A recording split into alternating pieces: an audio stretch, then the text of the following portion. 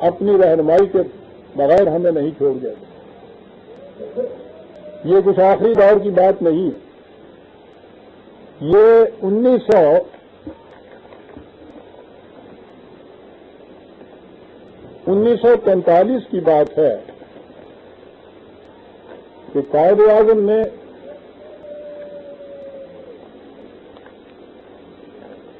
دلی میں منعقد ہوئی تھی وہ کانفرنس. ٹھیک ہے جی. مسلم لیگ کا سیشن تھا 1945 کا. اس میں انہوں نے یہ کہا تھا سنیے کہ معاشی نظام کے متعلق قائد اعظم کے ذہن میں کیا نقشہ تھا. پہلے یہ ذہن میں سوچ لیجیے کہ دور وہ تھا کہ قائد اعظم کو ایک ایک شخص یا ایک ایک مسلمان کی تائید کی ضرورت تھی. اس تاریخ سے پہلے مسلمانوں کا ایک بیشتر بڑا حصہ کانگریس میں شامل ہو چکا تھا. یہ جو لوگ مسلم لیگ کے گرد آئے تھے ان میں لامحالہ زمیندار تھے, امیر لوگ بھی تھے, سرمایہ دار تھے, جاگیردار بھی تھے. مصلحت کا تقاضا تو یہ تھا کہ ان لوگوں کے خلاف تو کم از کم کچھ نہ کہا جاتا, کہ اگر ان سے کہا جاتا کہ جس مملکت کے لیے ہم جد و جہد کر رہے ہیں اس میں تمہارا وجود ہی ختم کر دیا جائے گا, تو نظر آتا تھا کہ یہ لوگ تو بدک جائیں گے, ساتھ چھوڑ کے چلے جائیں گے. قائد اعظم کو کبھی اس کی پرواہ نہیں ہوئی تھی عزیزان مان کہ وہ اصول کو توڑ کر کسی کو اپنے ساتھ رکھنے پر آمادہ ہو جائے.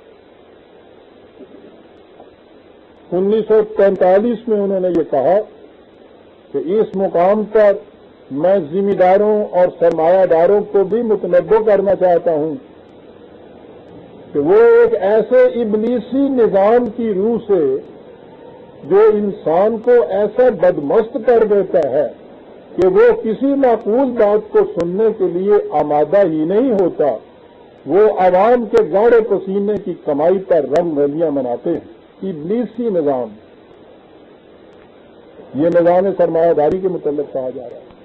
سامنے بیٹھے ہوئے تھے یہ زمیندار اور جاگیردار اور سرمایہ دار, ان سے مخاطب ہو کے یہ کہا جا رہا ہے کہ وہ عوام کی گاڑے پسینے کی کمائی پر رنگ رلیاں مناتے ہیں. عوام کی محنت کو غصب کر لینے کا جذبہ ان کے رگ و پے میں سرائب کر چکا ہے.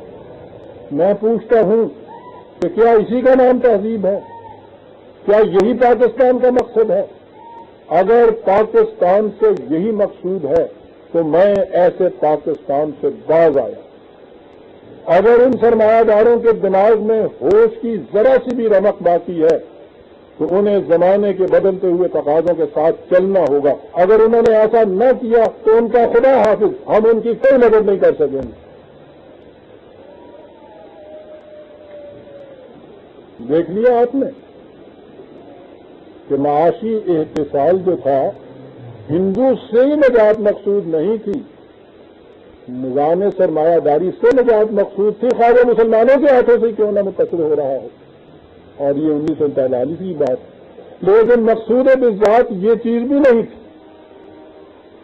جیسا کہ بار بار میں کہتا چلا آ رہا ہوں, مقصود بالذات تو وہ نظریہ تھا کہ جسے اس طرح میں ہم کلمہ طیبہ کہتے ہیں, اسی کا ترجمہ نظریہ ہوتا ہے عزیزان مان.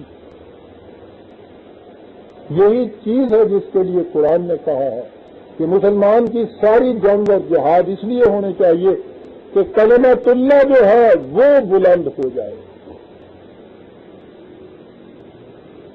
اور اسے پھر آخر میں دوہرا دوں کہ یہ چیز نہ صرف یہ کہ مسلمان جانتے تھے, میں نے ابھی کہا ہے کہ اس زمانے کے ہندو بھی جانتے تھے, اور اس زمانے کے ہندوؤں کو چھوڑ دیجیے عزیزان مان. یہاں تو یہ سوال اٹھ رہے ہیں, ہماری پارلیمان میں بھی اٹھ رہا ہے. ایک سوال ان کی پارلیمان میں بھی ہوا تھا, اب ہوا تھا سکوت ڈھاکہ کے بعد.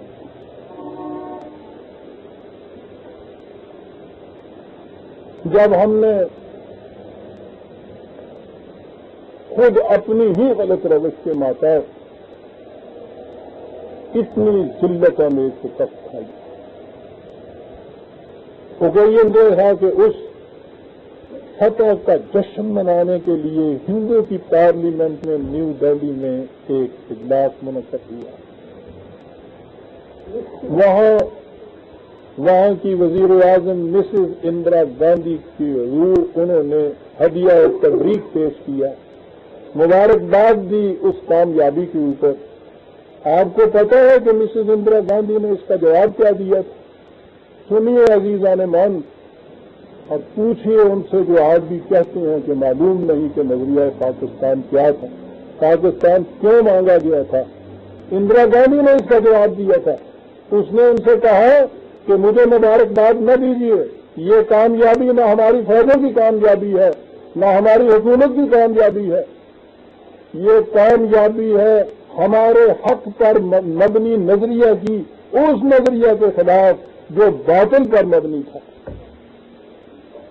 مسلمانوں نے تاریخ پاکستان کی بنیاد ایک باطل نظریے پر رکھی تھی. اسے چھوڑ دیجیے، حق اور باطل وہ تو کہے گی اس چیز کو، لیکن بنیاد وہ بھی تسلیم کرتی ہے کہ ایک نظریہ تھا. آج وہ اس قابل ہو گئی عزیزان مان، ہماری حماقتوں نے اسے اس قابل کر دیا کہ وہ کہے کہ ہمارا حق کا نظریہ آج غالب آ گیا ہے مسلمان کے باطل کے نظریے پر. لیکن بہرحال میں کہنا یہ چاہتا تھا کہ اس نے بھی یہ نہیں کہا کہ ہماری فوجوں کی کامیابی ہے، ہماری سیاست کی حکومت کی کامیابی ہے. کہا یہ کامیابی ہے ہمارے اس مبنی بر حق نظریے کی جو مسلمانوں کے باطل نظریے کے خلاف ہم نے وہ جنگ لڑی. کہا کہ ہم نے اس زمانے میں کہا تھا، ہم انہیں بار بار سمجھاتے رہے کہ ان کا نظریہ غلط ہے، یہ کبھی کامیاب نہیں ہو سکتا. انہوں نے نہ مانا اور اپنی ضد پر قائم رہے.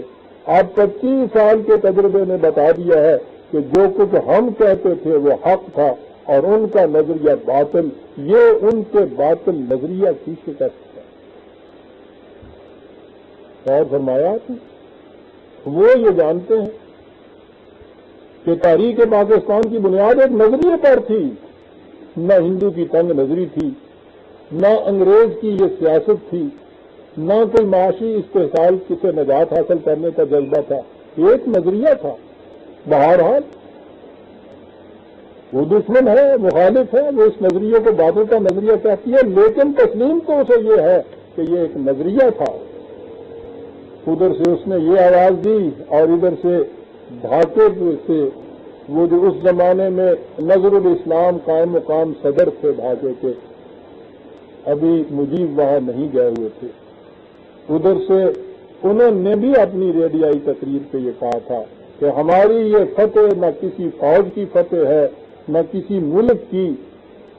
وہ تو پھر اندرا گاندھی تھی، اس کا نام تو نظر الاسلام تھا. یہ بھی یہ کہہ رہا تھا کہ یہ فتح نہ کسی فوج کی فتح ہے نہ کسی ملک کی، یہ فتح ہے حق کی باطل پر، یہ فتح ہے ایک صحیح نظریہ کی غلط نظریہ پر. تقسیم ہند سے پہلے صرف پھرے مسلمانوں نے یہ دعویٰ کیا کہ قومیت کا مدار مذہب کا اشتراک ہے، وطن کا اشتراک نہیں، اور حکومت کی بنیاد دین پر ہے، سیکولر نہیں. وہاں ان لوگوں کو لاکھ سمجھایا گیا کہ یہ نظریہ غلط ہے اور ناممکن العمل، اس پر اصرار نہ کرو. لیکن وہ نہ مانے اور اپنے غلط مفروضہ کی بنا پر ایک جدا گانا قوم بن کر ایک الگ مملکت کے بانی بن گیا. لیکن 24 سال کے تجربے نے ثابت کر دیا کہ جو نظریہ یہ لوگ پیش کر رہے تھے وہ باطل تھا اور حق وہی تھا جو ان کے مخالفین پیش کر رہے تھے. سکوت ڈھاکہ نے اس حقیقت پر مہر تصدیق ثبت کر دی. اب یہ شہادت تاریخ کے صفحات پر ہمیشہ کے لیے منقوش رہے گی. ہم ان راہ گم کردہ لوگوں سے اب بھی کہیں گے کہ وہ اس باطل نظریے کو ترک کر کے وطن کے اشتراک کی بنا پر پھر سے ہندوستانی قوم کا جز بن جائیں اور مذہب کو سیاست میں گھسیٹنے کی کوشش نہ کریں، ورنہ جو حشر آج مشرقی پاکستان کا ہوا ہے وہی کل کو مغربی پاکستان کا بھی ہوگا. حقائق کسی کے جھٹلائے جھوٹے نہیں ثابت ہو جائے گا. کہنا یہ رہا تھا عزیزان من کہ دشمن تک کو اس کا اعتراض ہے اور وہ تسلیم کر رہے ہیں کہ بات نظریہ زندگی کی تھی، بنیاد ایک آئیڈیالوجی کی تھی، ایک کلمہ تو یہ بات ہے جس کے اوپر اس کی بنیاد قائم کی گئی ہوئی تھی، اور آج وہ جو وہاں شادیانے بجاتے ہیں تو وہ یہ نہیں کہ انہوں نے چاہا تھا کہ ہندوؤں کے اس معاشی استحصال سے نجات حاصل کریں اور وہ دیکھیے نہیں کر سکے پھر آئے ہمارے قابو، یہ نہیں کہا انہوں نے اس 10 سال میں بھی یہ نہیں کہا تھا کبھی، انہوں نے اس 25 سال میں بھی کبھی نہیں کہا تھا، اور اپنی مظلومہ کامیابی اور فتح کے بعد بھی انہوں نے یہ نہیں کہا ہے کہ یہ جو مقصد تھا مسلمان کا دیکھیے وہ نہیں حاصل ہوگا پھر آئیں گے ہمارے قابو میں۔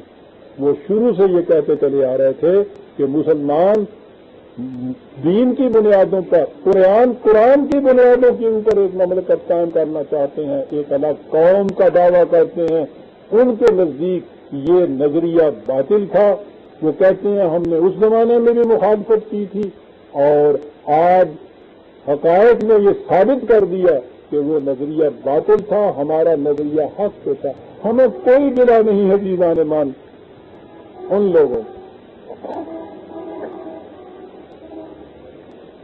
انہوں نے تو یہ کہنا ہی تھا۔ مصیبت تو یہ ہے کہ یہاں آپ کے خود پاکستان کے اندر یہ چیزیں آتے ہیں۔ میں نے عرض کیا ہے جو لوگ اس تحریک کے اندر شامل تھے کچھ تو اٹھتے چلے جا رہے ہیں، بہت آگے گئے، باقی جو ہیں تیار بیٹھے ہیں، جو کچھ رہ گئے معلوم نہیں کہ کس زمانے کی سزا نے ان کو متاثر کیا، وہ بھی آگے یہی کچھ کہنے لگ گئے کہ یہ ہندو کی تنگ نظری تھی، اس میں مذہب کو کوئی دخل نہیں تھا۔ آج ہمارے عواموں سے بھی یہ آوازیں آنی شروع ہو گئی کہ اس میں اسلام اور مذہب کا کوئی تعلق نہیں تھا، یہ تو خالص ایک معاشی چیز تھی جو یہ آ گئی۔ اگر یہ چیز عزیزان مان یہ معاشی ہی رہ جائے تو پھر اس میں تو ہندو اور مسلمان کا کوئی فرق نہیں رہتا۔ خالص معاشی تاریخ تھی تو ہندوستان کے اندر وہ ہندو بھی جو موجود تھے جو کچلے ہوئے تھے معاشی معاملے میں، وہاں بھی تو ان کے ہاں کا جو برہمن اور کچھتری اوپر کا ورم تھا وہ نیچے کے دویش اور شودروں کو معاشی تسلط کے اندر رکھا ہوا تھا۔ انہوں نے جد و جہد اگر یہ ان کے خلاف معاشی آزادی کی تھی تو وہ ان مسلمانوں کے ساتھ کیوں شامل نہیں ہوئے؟ وہ بھی تو ان ہندوؤں کے ساتھ ہی شامل تھے۔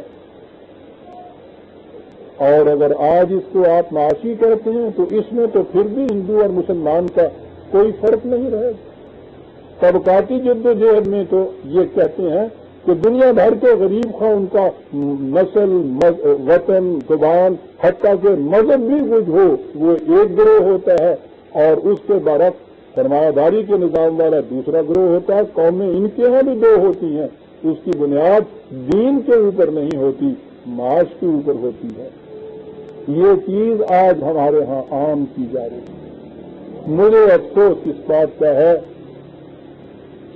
کہ ہماری یہ جو نئی نسل ہے ان کا کوئی قصور اس میں نہیں۔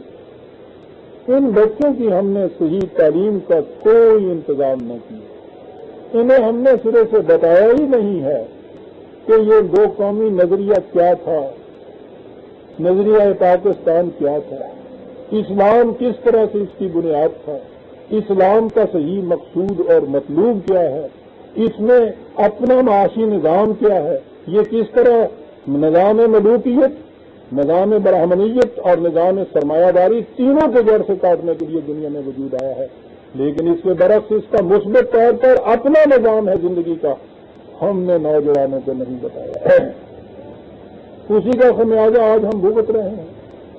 اب ہمارے در و دیوار سے یہ آوازیں بلند شروع ہو گئی۔ عزیزان مان، مجھے کسی سے ذاتی پرخاش نہیں، میں تو عملی سیاست میں بھی حصہ نہیں لیتا، میری کوئی پارٹی نہیں ہے سیاسی، میرا کوئی فرقہ مذہبی نہیں ہے، میں کسی فرقے کو بلانگ نہیں کرتا، کسی پارٹی کے ساتھ وابستہ نہیں ہوں۔ ایک ہی چیز میرے سامنے زندگی کا نصب العین ہے، خدا کی اس کتاب کی آواز کو بلند کرتا چلا جاؤں۔ اس لیے یہ میرا نصب العین ہے کہ یہ مسلمان نام رکھانے والی قوم نہیں، پورے نو انسانی کی آخر الامر آزادی، سرفرازی اور خوشگواری کا ضامن صرف یہی رابطہ حیات ہو سکتا ہے۔ یہ میرا ایمان ہے جس کی بنا پہ میں ساری عمر اس آواز کو بلند کرتا چلا جا رہا ہوں۔ یہ خطہ زمین حاصل ہوا تھا کہ اس پیغام کے لیے ایک لیبارٹری ہم بنائیں۔ 1000 سال سے یہ پیغام مسلمانوں کی نگاہوں سے اوجھل تھا۔ اس چیز کی خوشی تھی کہ خطہ زمین ہمیں حاصل ہوا۔ عزیزان مان، مسلمانوں کی تاریخ میں یہ پہلی مملکت تھی کہ مملکت تھی اور اس میں ملوکیت نہیں تھی۔ ساری تاریخ میں یہ پہلا بے نظیر واقعہ تھا۔ یہاں کوئی نظام حکومت نہیں پہلے سے قائم تھا، بادشاہت یہاں نہیں تھی۔ ایسی مملکت کسی کو مل جائے جس میں پہلے سے نظام حکومت کوئی نہ ہو اور ان کے پاس اپنا ضابطہ نظام حکومت کا موجود ہو، اس کے بعد کون سی چیز مانے ہو سکتی تھی کہ اس کو یہ یہاں نافذ نہ کرے؟ نہ صرف یہ کہ نافذ ہی نہیں کیا گیا، کبھی اس کو ناممکن العمل بنایا گیا ہے، کبھی یہ کہا گیا ہے کہ ماضی کی یہ داستانیں یہ لوگ قدامت پرست دہراتے چلے جا رہے ہیں، اس دور کے اندر اس چیز کو پوچھتا کون ہے؟ کبھی اس بنیاد ہی کو اصل سے ہٹا دیا جاتا ہے کہ مطالبہ پاکستان، بات ہی ساری معاشی اور اقتصادی کی یہاں